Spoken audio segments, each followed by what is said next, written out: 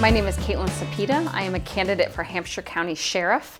I have been a correctional nurse for nearly 10 years, almost all of it at the Hampshire County Sheriff's Office. I'm a lifelong resident of Hampshire County. I live in South Hadley with my family, born and raised in Ware. I did most of my higher education here in the Valley at UMass, where I lived in Pelham and served on the Conservation Commission for a period of time.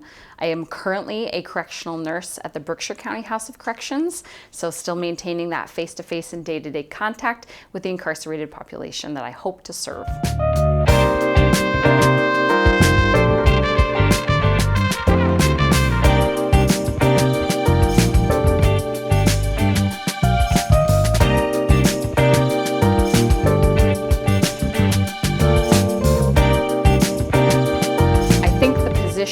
Needs an overhaul. I think there needs to be a change. What we are seeing by and large in the incarcerated population more than anything else is issues with substance use disorder and mental health. That is what I do day to day and have for nearly 12 years as a nurse. Who better to helm a facility than one who has that as a background when what we are dealing with largely in our incarcerated population are those issues. Someone who understands that intrinsically and deeply, running a facility and providing that type of care makes sense in this type of facility. I have a deep understanding of the facility. I have a deep knowledge and trust with the population that we serve and the staff that we also work with. So I've spent a lot of time developing a sense of place there, and I think the facility deserves more than what it's getting and a different direction as corrections continues to evolve.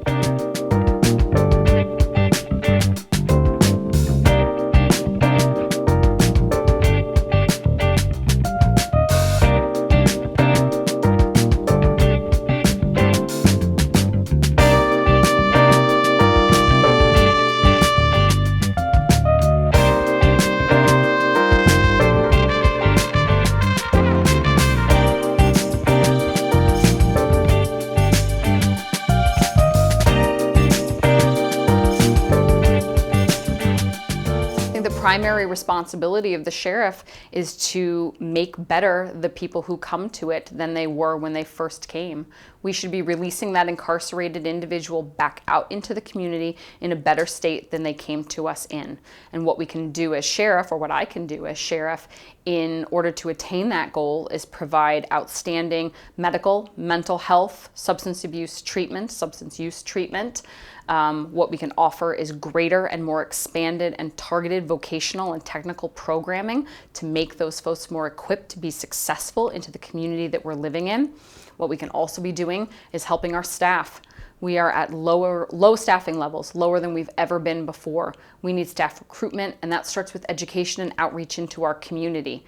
We need to start telling the community who we are, what we do, how we are of service, and how they can be of a help to us. We can do that through technology and website updates so that the facility is more able to be transparent to the community, and the community can understand by visiting our website how it is they can have access to us. A lot of festivals and great organizations have been having, street parties and all kinds of things this summer, including here in Granby with Charter Days. There were great info booths and tents there that the Hampshire Sheriff's Office wasn't a part of. We could start at simple things like that, letting people see us, know who we are, know what we do, and use it two ways. You, community member, are interested in a career in criminal justice, or you're interested in being a nurse in a facility. Let us provide you with information on how to make that dream attainable. It can work both ways in terms of us educating the community and the community being of service to us.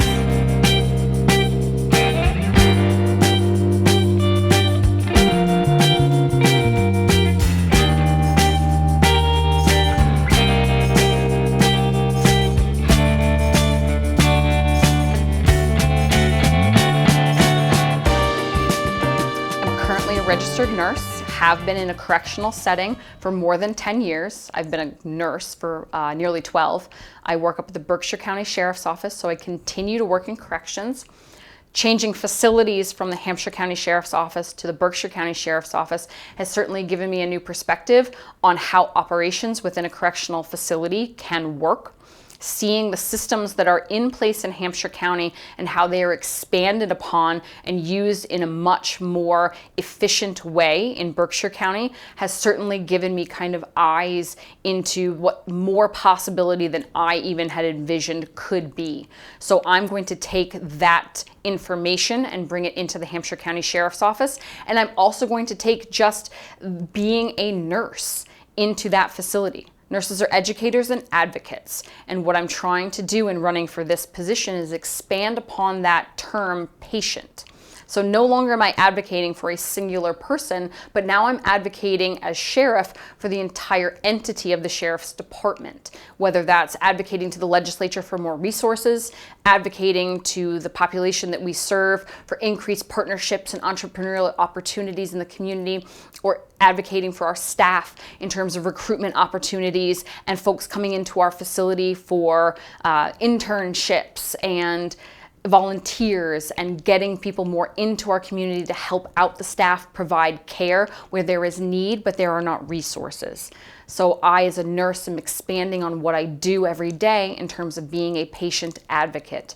We're just doing what I do every day on a bigger scale.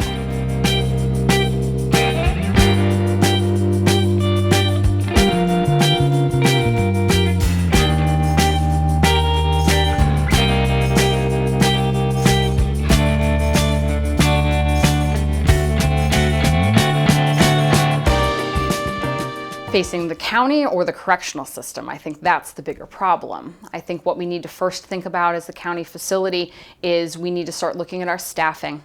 Staffing is at a low that corrections and law enforcement in general has never seen, and that comes in part from our community.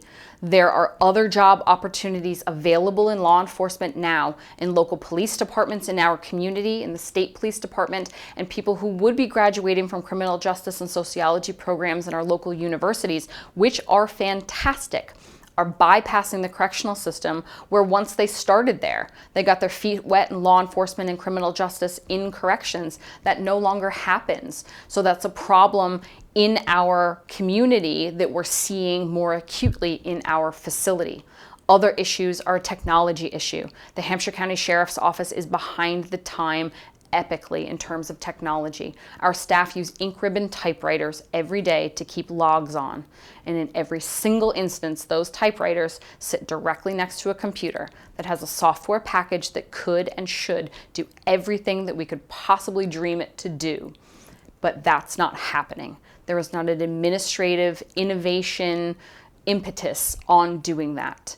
Presently, it doesn't appear to even be imagined by the current administration, let alone a priority. It would be a priority in my administration.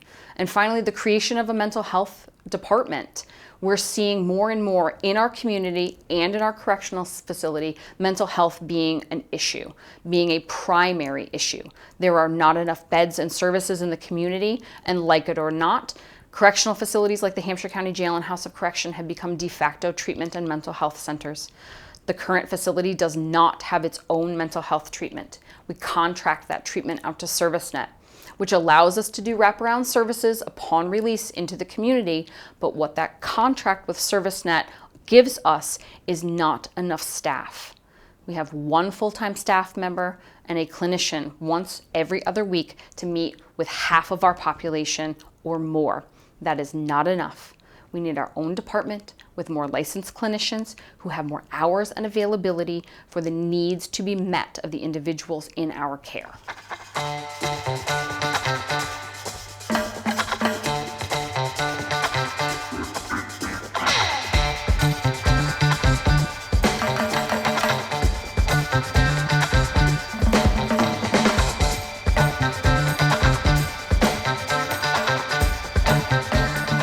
County's biggest weakness, and I don't know that it's a weakness per se, but it's more of the fault of the facility. They don't know who we are.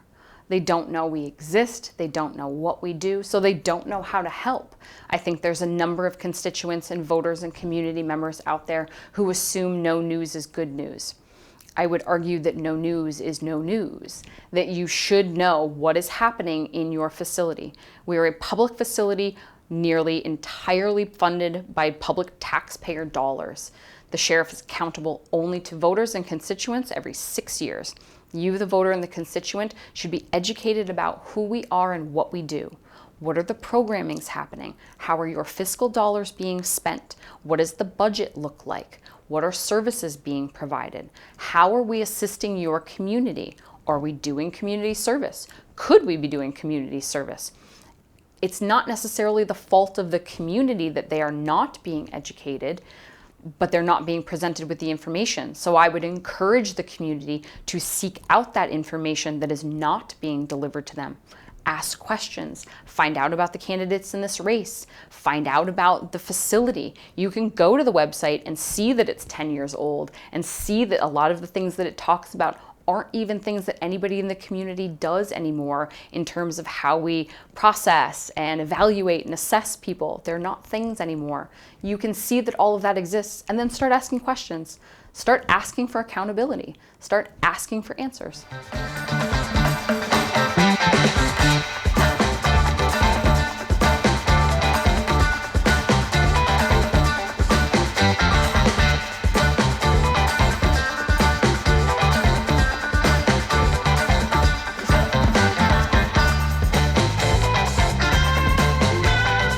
Probably the ones that affect Hampshire County most, since we are an all-male facility, are all the ones dealing with immigration.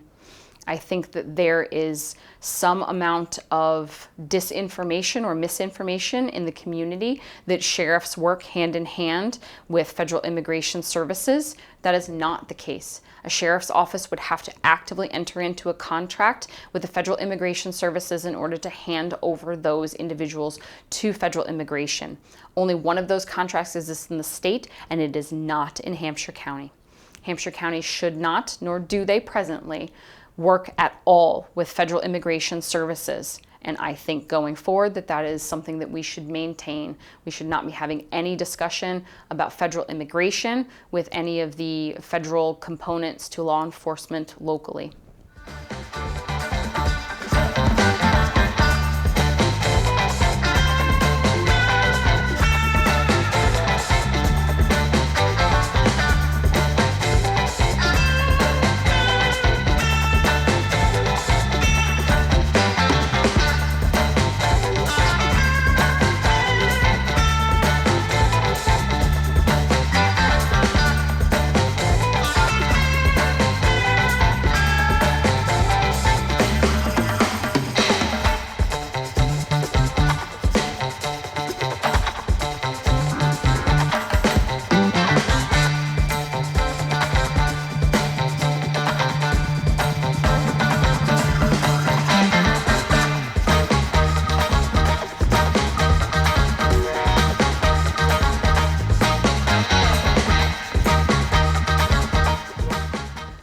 That's a big question. I think a lot of what's been happening in this country is very, very focused on a few bad apples. And I know that a lot of people don't want to hear that. But in my experience, my nearly 10 years at the Hampshire County Correctional Center or Correctional Facility, the staff that I worked at were by and large top of the line. They want to be working hard. They want to be serving their community. They want to be doing good.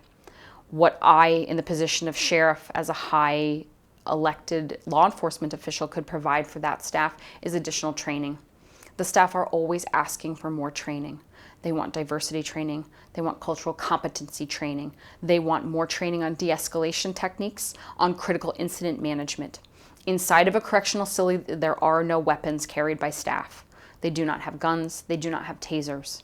They don't have any of that. What they have are their voice. They have their skills, their de-escalation skills. We can always be improving on that. The staff are asking for more training.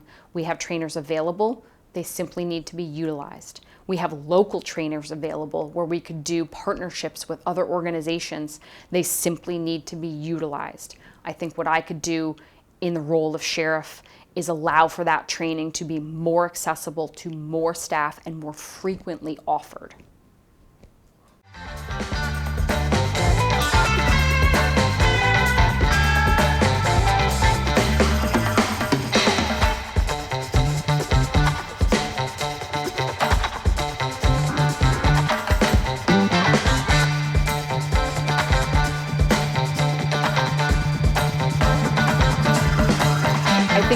reinstitute our work release and community service program. That program and that facility and that building of the department were largely shut down during COVID and have not reopened. The building on the campus of the Hampshire County Jail and House of Corrections that had been utilized as our minimum security building and our work release and community service building was turned over to control of the parole department. Yes, it is still a state building, but it is occupied by a different agency. So the community service arm of the sheriff's department doesn't exist in a way in which it once did. What I think we need to do is reinstitute that, and I think we need to expand upon it. There are 20 towns in this county, half of which are small rural towns in the western part of the county. In a number of those towns, there are public service projects that need to be done. You need a public cemetery mowed. You need a bandstand repainted. You need the Little League dugouts, they have to have some work done on them. Frequently, those small towns have the means to do it. They have the paint, they have the lawnmower, they have the hammer, but they don't necessarily have the staff. They don't necessarily have the manpower to do that. Small towns maybe only have 1 or 2 DPW workers that could be out there doing that, and they have a long list of things to do, and the repairs to the dugout and the Little League fields are maybe not at the top of the list. I think what the sheriff's office could do is be the manpower for those projects. You have a list of 100 projects and you, DPW, are working 1 down to 100. Well, we're going to start at 100 and work our way up. We're going to do the little things that the community needs and wants done, but that you simply don't have the time or the manpower to do. That can be a great way to offer service to our community and for our individuals incarcerated to offer service. We know that service as a component of treatment only magnifies the success of that treatment. So we need to be engaged actively in our community in service.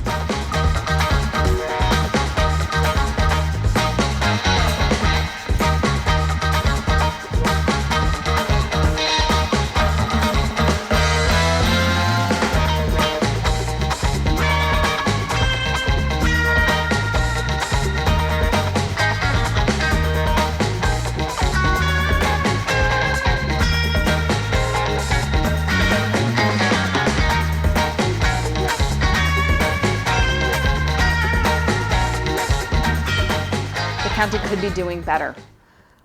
We are a highly educated, disproportionately so compared, the number of colleges and universities that we have in the area. Disproportionately so, we have access to mental health providers compared to other places. We could be doing better. Like I said earlier, the facility does not have its own mental health department. It should. We should have more licensed clinicians in. We have a number of fantastic universities around that have master's degree and PhD degree level programs at them for mental health clinicians. We should be accessing those programs and reaching into those programs and making contact. After we have internships and folks coming into our facility to shadow, we should be maintaining contact with those clinicians and those students so that when they're done, they could access our facility as a job opportunity for them. And in terms of our staff, no, we are not doing enough for our staff mental wellness. The staff largely are expected to have a stiff upper lip and go on. What we need to institute in the facility is more significant staff debriefings after critical incidents. We need to institute a staff wellness and mental health committee that is comprised of staff across all levels and only staff. Correctional staff, particularly security officers who take the brunt of the issues with mental health, are a skeptical and paranoid bunch. They do better when they are served by their own. So it makes sense that as a facility, we cull from our own and we cull from within and we support one another, but we do that in a formal, directed, trained way. We need to be there to support one another. There need to be more regular check-ins. There need to be more services and options that are not foreign to our staff, but are endemic to our staff.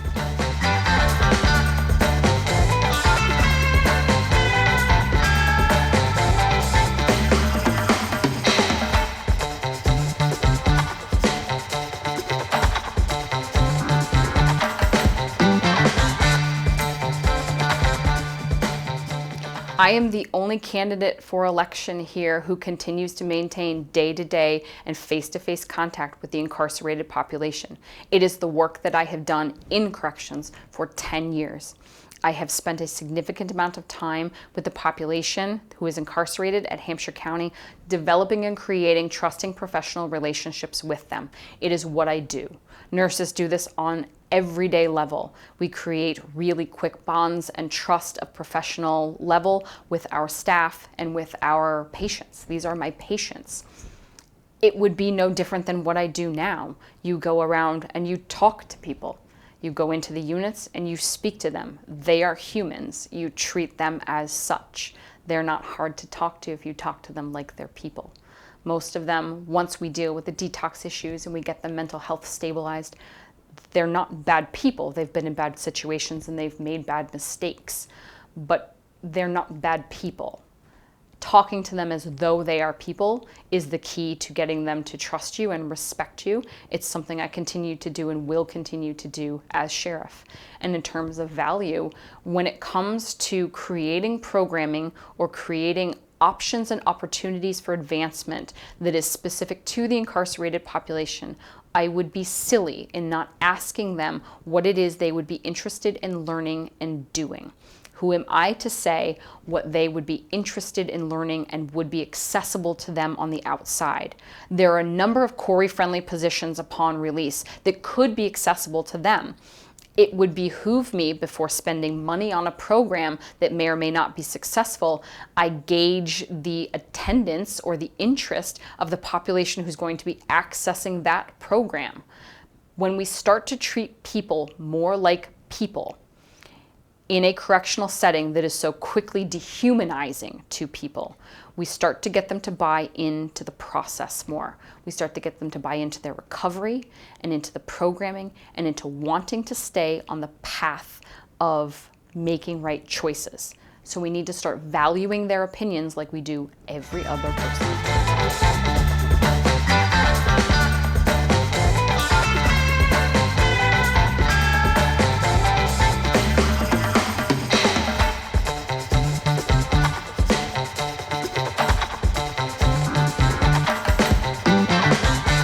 I think having the only female sheriff in the county would be a big draw. I think it's a unique voice and a unique perspective in a room full of men. I can command a room. It's okay. I know how to speak loudly. I'm not afraid to speak loudly. I have a unique perspective as a nurse to bring to the table, one that none of the other sheriffs have. None of them have high-level sheriffs in their, or high-level nurses in their administration. This is a unique perspective that is very incarcerated individual focused. I am, and my campaign and what my administration will be, are very focused on the individuals in our care. First and foremost, they are my priority. Their successful return to the community within a safe and orderly run facility is my objective. And making myself heard in a room full of people very unlike me is a unique opportunity, and one that I am certainly up for the challenge to.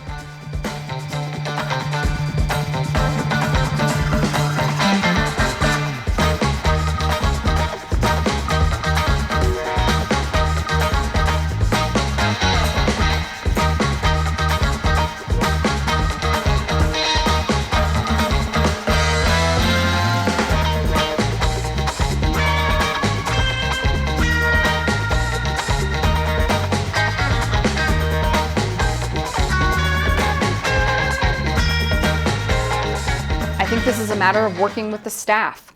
The staff there presently are very much in favor of my campaign. I have worked closely with them for 10 years. They know me, they know my word, they know that I stand behind it. They are willing to work with an administration of mine. I think that the other candidates have unique perspectives on correction, and like a number of other initiatives and things and people, I would certainly be open to listening to them and suggestions and collaborations going forward if I am successful and they are not. But we have to understand that the sheriff's office does not run because of the sheriff. I will go home in the evening, I will go home on the weekends, I will take vacations. The facility is a 24/7 facility. It runs because of the staff. What I need to have walking in that door is the support of the line staff. Those people, like me now, who are doing the day-to-day, face-to-face work. Those are the people that I need to have the backing of right now. Those are the people who are largely in favor of my campaign and are very enthusiastic and excited about a change in administration towards me and my ideas and the campaign platforms that I have laid out. I think the other competitors in this race have unique perspectives as well that shouldn't be dismissed. And like I think every good political figure should be, they should have an open mind and they should listen and they should synthesize information and they should use what is helpful and useful and good, and they should learn how to synthesize and weed out the rest.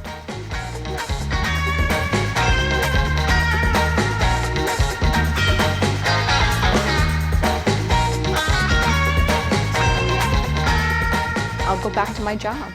I'll continue doing what I do every day, which is providing wonderful health care for an incarcerated population that is largely ignored and forgotten by the public and slips through the cracks frequently. I have a wonderful family. I'm raising 2 kids. I'm trying to be a good role model for them, and I am proud and happy of the campaign that I have run. It has been a clean, I think, successful campaign, and I would like to think that in 10 or 15 years when they look back at this, they'll be proud of me for what I've done. But I will continue to go back to serve my community as a nurse in a correctional setting.